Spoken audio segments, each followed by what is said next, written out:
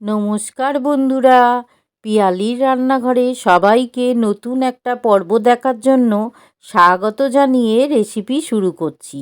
তোমরা প্রথম থেকে শেষ অবধি দেখো, খুব ভালো লাগবে।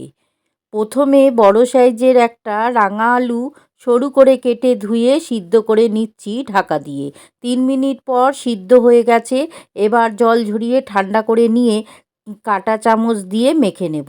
তারপরে দিয়ে দিচ্ছি 2টো কাঁচা লঙ্কা কুচি, 1 মুঠো ধনেপাতা কুচি, অর্ধেক পেঁয়াজ কুচি, একটা ডিম, 2 চামচ আটা, স্বাদ মতো লবণ, সামান্য হলুদ, একটু জিরে গুঁড়ো, হাফ চামচ চাট মশলা, হাফ চামচ লঙ্কা গুঁড়ো।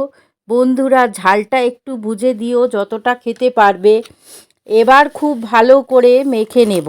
তারপরে আপ্পে প্যান বসিয়ে গ্যাসে একটু তেল ব্রাশ করে নেব। প্রত্যেক খোপের মধ্যে 1 চামচ করে দেব। এবার প্রত্যেকটার উপর একটু করে মোজারেলা চিজ দিয়ে ঢাকা দেব। 10 মিনিট পর উল্টে দিয়ে ঢাকা দিয়ে আরও 2 মিনিট পর দেখো বন্ধুরা, উল্টে দেবার জন্য ওপরে কত সুন্দর রঙটা হয়েছে। বন্ধুরা, এভাবে বানিয়ে দেখো, বাচ্চা থেকে বড় সবাই খুব পছন্দ করবে।